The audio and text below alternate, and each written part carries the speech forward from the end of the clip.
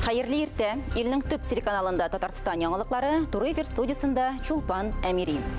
Татарстанның хәрби комиссары Сергей Погодин республикада мобилизация игълан ителү турында приказ чыгарды.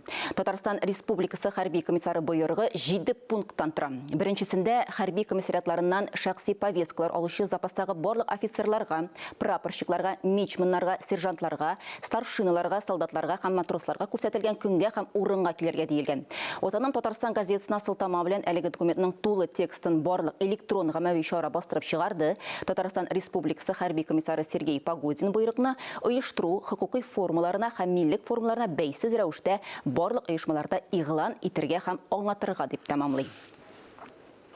Татарстан Республикасы министрлар кабинетында Татарстан Республикасының шакырылыш комиссиясы утырышы үтте. Аны Татарстан президенты Рөстәм Миннеханов үткәрде. Утырыш барышында республиканың хәрби комиссары Сергей Погодин өлешчә мобилизация буенча комиссариат тарафыннан алып барыла торган эш турында хәбәр итте.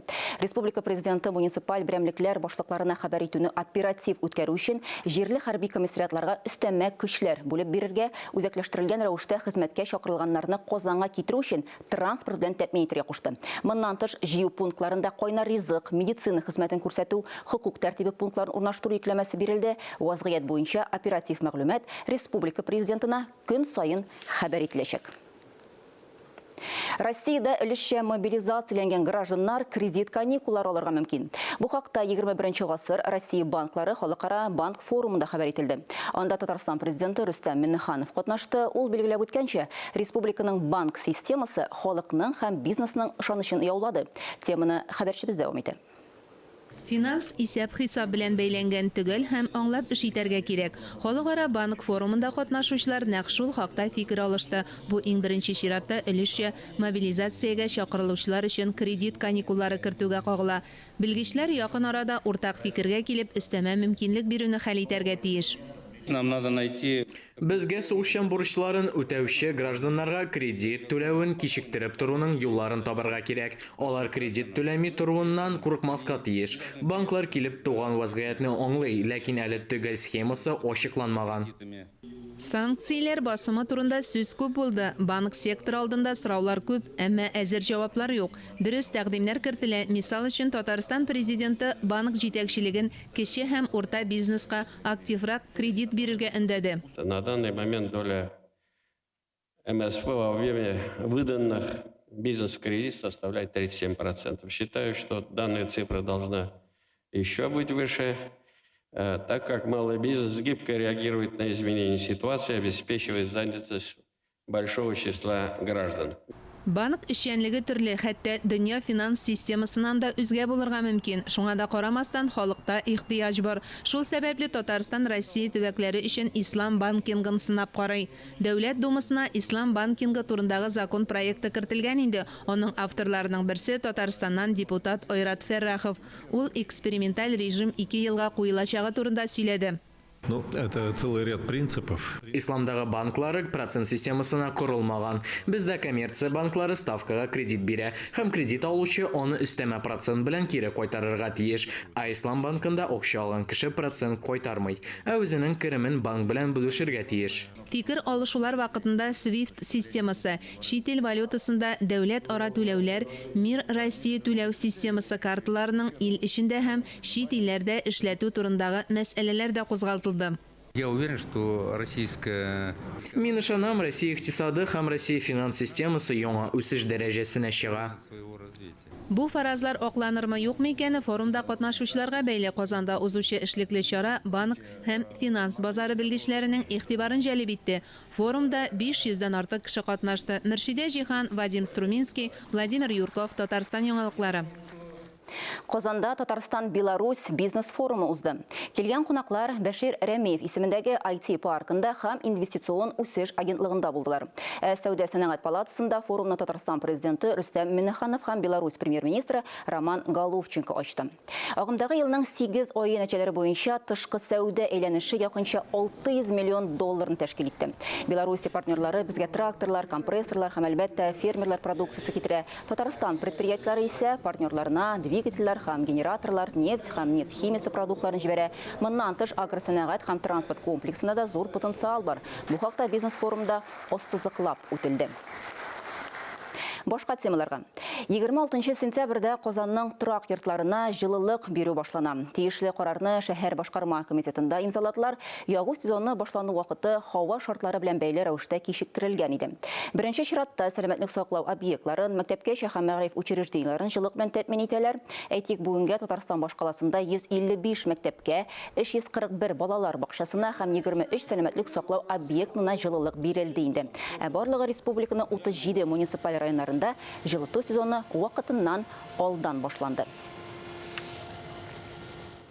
Хижри елы буенча сәфәр айы тамамланып килә.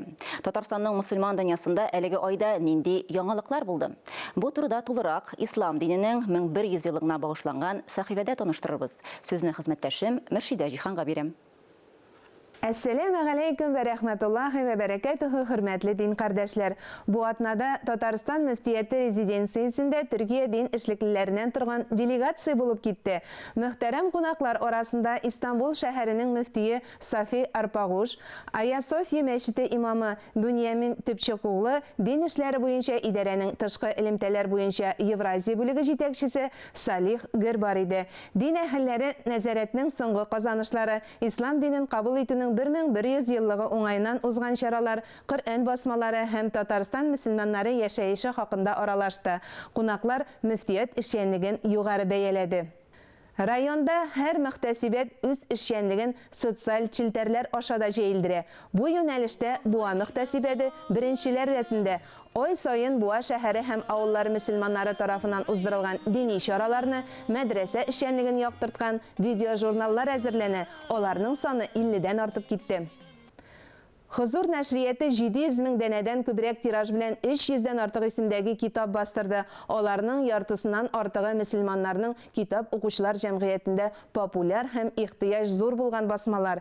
Ә уникаль басма буларак Каләм Шәриф мәгънәви тәрҗемә, Ислам дине яшүсмерләр өчен барлыгы 10-га якын китап чыгарылды. Җәлил хәзрәт Фазлыев бер вәгазендә без дә үзебезне рәнҗиткән кешеләрне гафу итә белергә тиеш. Тәкәбберләнәбез икән, үзебезне Аллаһтан үстен куябыз булып чыга дип яза.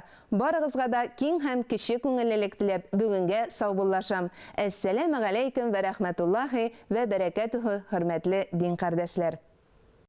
Республикада вакцинация кампаниясы дәвам итә. Әйтик, Чаллыдагы барлык өлкәннәр һәм балалар поликлиникларында бу эш тулы көченә бара инде. Иң кечкенә пациентлар – балалар.